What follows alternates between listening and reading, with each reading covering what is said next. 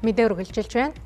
Хавдар судлалын үндэсний төвд 2018 оноос илэг шилжүүлэн суулгах мэс заслыг эхлүүлснээс хойш 7 жилийн хугацаанд нийтдээ 200 гаруй хүн тус мэс заслалд оржээ.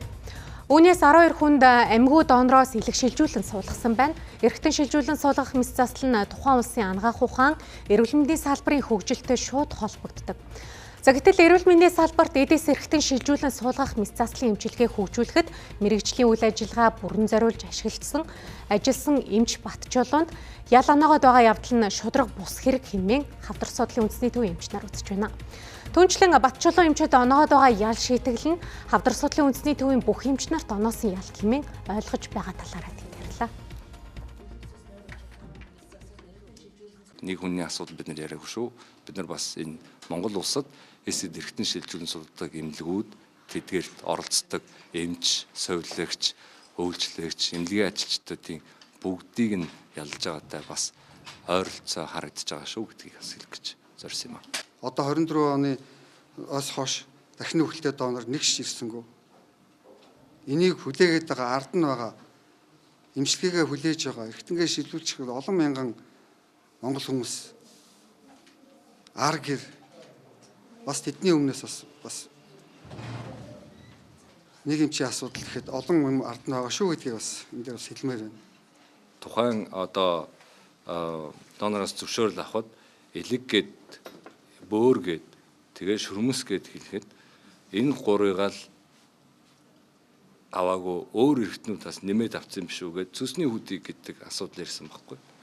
Тэгтэн бид нар тайлбарлаад гүй энэ элэг гэдэг чинь өөрөө одоо элэгнийх нь арталтан цөсний үдийн хамт байдаг юм аа. Тэгээ хамт авд юм аа.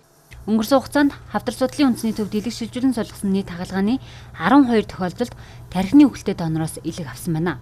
Гэвч сүүлийн жилд нийгмийн дунд сенсац үүсгэсэн ташаа мэдээлэл улмаас эмч эмнэлгийн үйл ажиллагаанд итгэх олон нийтийн итгэл хандлага буурсан байна. За тархины үхэлтэй донороос илэг шилжүүлэн суулгах мэс заслал маань анх манай төв дээр 2019 оноос хойш хийгээд одоо нийтдээ 12 тохиол хийгдээд байна л гэсэн үг. Манай сүүлийн тохиолдолд бол нэг хүнд элэг шилжүүлэн суулгасан, 2 хүнд бөөрийн шилжүүлэн суулгасан. За сүүлийн мэдээгээр 11 хүнд шүрмэс болон үений шилжүүлэн суулгах мэслүүдийг нь хийсэн. Тэгэхээр ингээ үндсэндээ нэг тархины үхэлтэй донор гарлаа гэхэд 14 хүний амь насыг аврах тийм буянтай үйл ажиллагаа. За донор байхгүй ийм хүмүүс байдаг. Нэгсэндээ 2018 онд манайх анх цогцны донорын бүртгэлийг хийж ирснээс хойш одоо хүртэл донор байхгүй хүлээдэж явж байгаа ч хүмүүс байгаа. Энэ хүмүүс ямар шалтгаантай хүлээгддэг вэ гэхээр нэгдүгээр гэр бүлд нь ижил бүлгийн цэстэй хүн байхгүй. Хоёрдугаар донор болох боломжтой хүн хагалгааны хувьд одоо тохиромжтой бус судасны гажигшилтай. Олон улсад бол эргэтэн шилжүүлэн суулгахдаа тархины үхэлтэй донороос илэг шилжүүлэхийг илүү чухалчилж эрүүл хүний дэргэдний бүрэн бүтэн байдлыг хадгалахыг эрмэлздэг байна. Гэхдээ тархины үхэлтэй хүн бүр донорын шалгуурт нийцдэггүй.